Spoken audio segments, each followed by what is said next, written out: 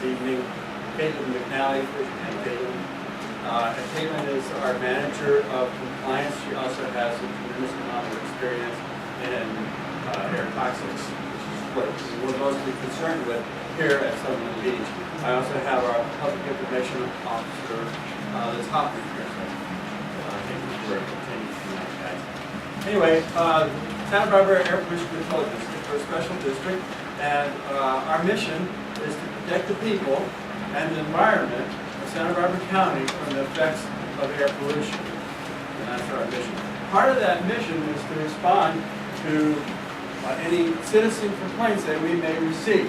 Citizen complaints such as the one that we received in late August about Salud Beach. And actually, we've been here about 5 times since 2013, trying to investigate the odors, and normally we can find a responsible party for a odor complaint, and then we can work with that individual to stop that effort that's causing this public nuisance. This situation, obviously, is a little bit difficult. And we also work very closely with Dr. Wada and the Public Health Department. One of the things that we do is we have these investigations from public complaints, about over 200 of them a year, and that's how we got involved in this situation. And we found that because of the intensity of the odors, that it was to us a good idea to come out and do air sampling, which we did. And we used the same sampling analysis, the same company in Santa Maria that helped pilot. And what we found on the day, we took the sample on the day of the beach closure, the morning of, or early afternoon of beach closure. And we found, after taking a sample called, the sample analysis is called CA24. It samples 66 different components of toxins in oil. Of those, all 66 were non-detected. And let me tell you why. Because when you have an oil spill or you have a seep, you really need to be there at the highest, most intense period of that spill.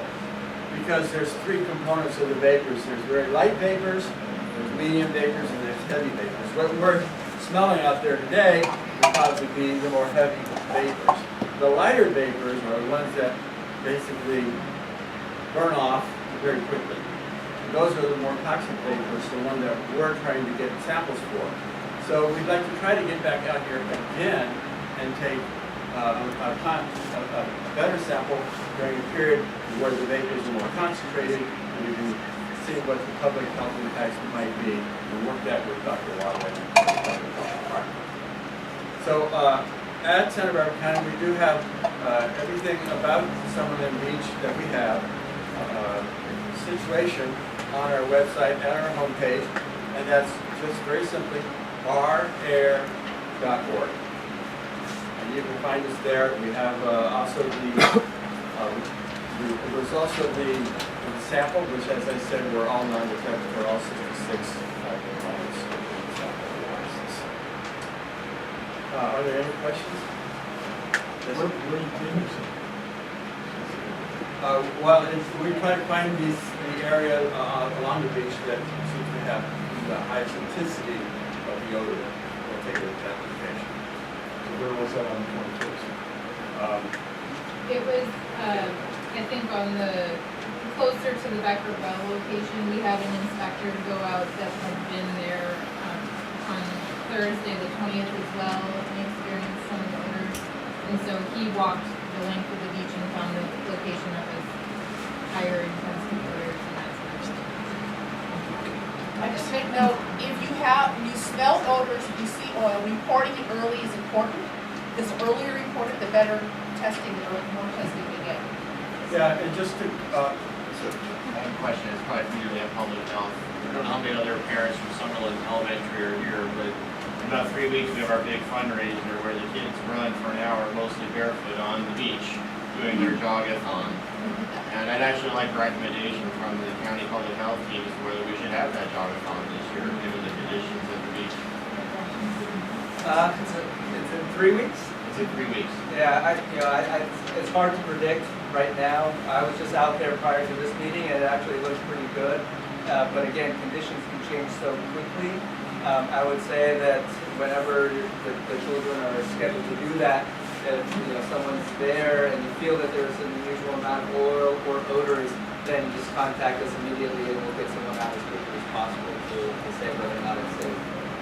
I will say it's, children are more susceptible to air toxics than adults, for multiple different reasons, but err on the side of caution is what I would recommend.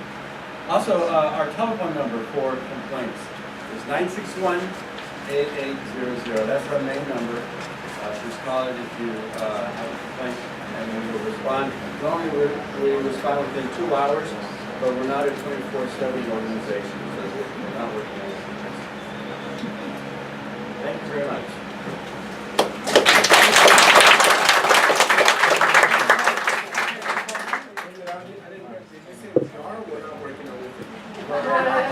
I work on the weekend. So if you do have a nuisance on a Saturday, you have to wait till Monday. Yeah, we are not a 24/7 organization. I'm for that. So then that would be emergency services. And somebody would, public health would assess the air as well. We don't have the equipment, but we would make a subjective assessment. David, you just gave me an issue to discuss with our ABCD board. You can't have a nuisance. We can't take a vacation on a weekend if there's a nuisance. So we have a reserve, we need to address that issue, I will be bringing it up. Because we have to do that, so.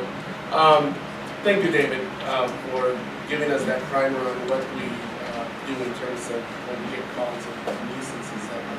I'm gonna invite all our speakers to come up front so that we could close with a last round of questions and answers. So if you could come up here, everybody that presented that's here, and we'll just have a few more questions and answers. Then we'll close it off in a few and we'll go on our way. I want to thank you all for coming here. Did Hillary leave already? Ryan, you want to come on here? Ryan Rockenbrand with Office of Emergency Services. And Romulus, we can't forget you. Come on over here.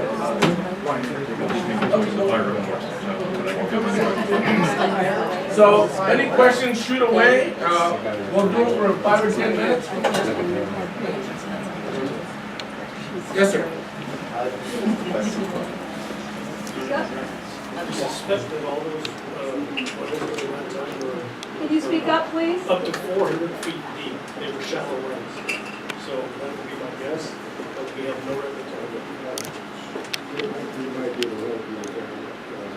Split out by the state, the average wells were 500 feet, although there was one up at CA2 they serviced back in 02 with 1,700 feet. So it just depends. It's good to have a community historian. But the 1,700-foot wells weren't drilled until closer to 1950.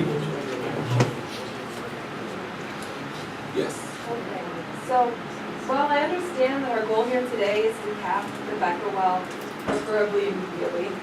I wish to ask, has there been any efforts in the past or currently to change policy or legislature that affects funding related to our unique situation in Summerlin, specifically that being natural seepage through man-made devices?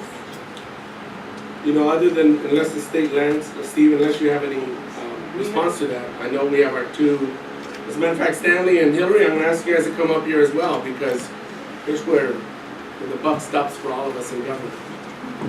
Okay, not specific to Summerlin, there's a statewide funding that's done annually for coastal hazards, and probably see the effects of the water depth, but it's not related to oil wells or oil, it's related to pier remnants, steel, stuff from the railroads and all that. So whenever that gets uncovered in storms, there's always a fund there that's replenished yearly. It's usually a couple $100,000. We spend that money every year. It can be taken out growing. So there's different kinds of hazards. So those coastal hazards are funded. What we want to talk about is, hopefully with kind of in Jackson's office and Daz Williams and others, is to get that similar kind of fund, like on a recurring basis yearly, for legacy wells. Wouldn't only maintain Summerlin, but it's mainly Summerlin and Elwood. Because that's 90% of the legacy ones. There's a few down in Huntington Beach area, but it's not as bad. A lot of it's in the town now, so it's for sure. Is that where the most of the seepage is of those two areas, the Summerlin and Ballard? Actually, Elwood doesn't really have active seeps, it's more Summerlin. So they're close to those shore. were both of the areas But that that's where the legacy were was. drilled out earlier. It was Summerlin first, and then they moved to Elwood next, up the coast. I'm sorry, just to clarify, legacy wells, this is a goal you're working towards, or this is active? We request funding every year from State Lands Commission for Summerlin specific. We have for the last 10 years. But as far as the funding I'm talking about, Yes. and what Jack O'Connell did a special OSPAD one-time funding. But what we'd like to do is we would like to see a bill. We haven't sponsored a bill, it probably come out from a congressman Okay. or a congresswoman or senator, and then we would definitely back that. And sure- Let me suggest that I'm on the county's ledge committee. They'll be hearing from us a request for a bill to be sponsored to fund this stuff out here. Yeah, and I can tell you, there's already conversations that our offices have already had with state lands about, what are all the ways, look at all the funds that currently exist, and then for kind of our special circumstance here, what can we do? And it seems like the State Lands Commission, the actual commissioners, expressed an interest at their last meeting of, let's take a look at what is the current problem with all the legacy wells in California, most of which are here, right? Right. So, it's definitely on our radar to address it however we can. Yes, sir. Ms. Becker Wellhead, do you have a history of how this happened before? What is Liberty County? Is it a metal sheeted like concrete or is it? We have no idea. It's always buried 60 feet, 8 feet under the sand. And so when we did excavate at that low tide in 1994, we got it exposed to that. I can't even say exposed. We got enough dirt or beach sand out of the way to where we sent a worker down there, and he fell into the sand like about a foot and said, "I feel metal," and then rattled. That's how we assessed it. It was actually a casing in it. We never exposed it. Any other questions? Yes, sir. Yeah, one, just want to say I've been associated with Summerlin for about 6 years, and I'm really pleased to see how many people turned out tonight for this meeting. I mean, this is tremendous. And given that we have so many people in the room today, I have two very simple questions. One, what can we do to get the Becker well fixed? Tell us what to do. What can we do to help you get it fixed? Two, how do we get a comprehensive plan to deal with the rest? Two simple questions. We've got 80 people here. How do we do it?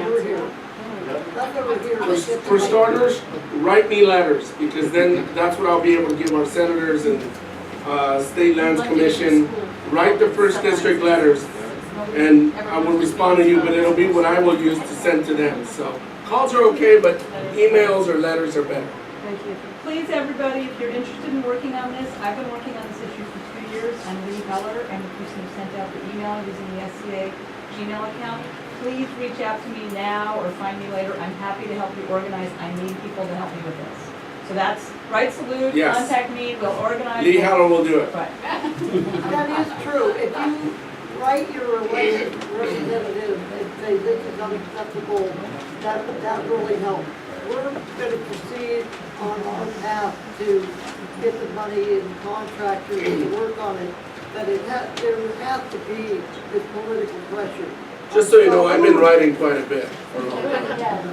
To add to that, we've got a lot of parallel paths going now, and so it helped a lot to get all those letters of support to the commissioner and brought it to the lieutenant governor's attention. He was there at the Beach meeting.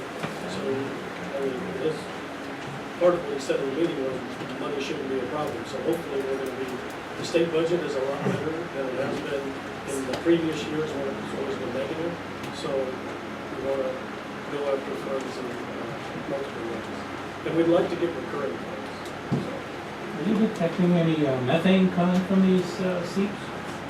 Which is a greenhouse gas. Nothing? Nothing at all? I would say nothing should be coming from them. It would be, but we're not detecting it. We're not doing a lot of it. Back there? I have a question about the balloon observation system you mentioned. This seems like a great idea to me. It'll enable you to map out all the point sources. the winter's coming, and with it comes not flat ocean or calm air. So what's the time frame for that? It doesn't, I mean, it's a little bit of a hit or miss. When it's a windy day, it can be blowing out of the way, and when it's a bad day, when you surf, you're not gonna see much. Yeah. It stays up and adjusts itself when it's a calm day. So out of that 2-week period, you could get, let's say, 10 days that are good. So it does do real-time data. You gotta change the batteries. But we're learning more about that. Ira Lifer is the one who's been testing that and using that. So I would like to incorporate it in our first project phase where we're doing the assessment, and then when we're doing the engineering grade study, if we could have some money left over, I'd like to get one tenant like that and see what we can see. So you think possibly 6 months from now you could have a decent map of all the spots you could see at least? Is that the time If frame? we are able to tether that thing up once every 2 months, we could probably get something, get a pretty good picture in 6 months, yes. For those of you that didn't sign in, please sign in because we want to be able to keep you updated, send you emails, tell you what's going on. So get us letters, get us emails so we could keep you updated. Yes. I just have a comment for everybody here, just so that we're all aware. It's the same issue, it's also a different issue, but Santa Barbara County just allocated $500,000 for a feasibility study on something called Community Choice Energy. What Community Choice Energy is it sets up microgrids which allow the consumer to pick if they want green energy versus dirty energy.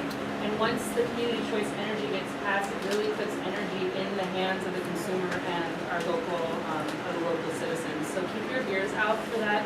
It's a really important thing that will allow solar and wind and other alternative energies to come in and power Santa Barbara. And we're only on one line that comes in from Oxnard right now. That was built a really long time ago, so if that goes out, they estimate 5 to 6 weeks with no power in Santa Barbara. So it's one step that we can all do to help utilize alternative energies and this amazing power source that's the sun. Yes, I had a question. In terms of this gentleman's question about what we can do, you mentioned how incident reports may help with funding. Which is the best number to call? Okay, that one is on our website. It's an incident report form. It's there on California State Lands Commission. Just go to the website and look under summary. There's a tab. Or email me and I'll be happy to. Or email and Lee will help you. So it's But Lee it's at a- leeheller.net, LEE@LEEHELLER.net. I have blank copies of the form and I can explain how to submit it. Thank you. It's also on the county's webpage. If you go to Santa Barbara County, countyofsb.org, and go to our office, Emergency Services and Management, and the form's on there. And that can help with the public health and the APCD because it has everything from what you see, what you smell, what the wind conditions, where exactly is it, how bad is it, how extensive is it. It's a pretty comprehensive incident report. I have one more question for David. So that phone number is also on signage that's at the beach, and I think there's also a one-page handout that was passed around. So at the bottom of that, there's also the phone number. I have one more question for David on the air pollution question. I know you tested for the 66 air toxics and you said no. But that smell that we're smelling every day for those people who live here 24 hours a day, 7 days a week for the kids, you would say that's fine, not a concern. Well, it goes back to what Dr. wanted to say. If you're getting dizzy, if your throat is irritated, if you're nauseous, then you should remove yourself from the source, and you should certainly, if that persists, seek counsel with your doctor. Salud, That's right. would you make a pitch for folks to join the Someone Citizens Association and your relationship with us over the years? You're such a self-promoter. No, seriously, on a serious note, the Summerlin Citizens Association is your voice. When I worked as staff to Supervisor Schwartz, and now as a county supervisor, the organization that we work with closely here in Summerlin on any and all issues is your Summerlin Citizens Association. They have monthly meetings. I have monthly meetings with your leadership on the SCA. This year we've gone maybe every other month or so, but we talk about any and all issues. They're the ones who will come to us and say, you know what, we're not taking any action at it, and they'll press me on taking more action. We work on your parks issues, we work on your roads issues, You know, things happen because of your engaged citizenry and your Summerlin Citizens Association, like other communities that have community associations, are invaluable. So I would vouch for the great voice and good work that the Summerlin Citizens Association does, but also the help that it gives county government. Without that partnership, we wouldn't be as effective. I wouldn't be as effective representing you. But to have your leaders call me and just kind of nudge me or tell me something that I'm unaware of is really helpful. So it's absolutely. So I'd like to say thank you all for coming out. It's been awesome. I love our meeting now.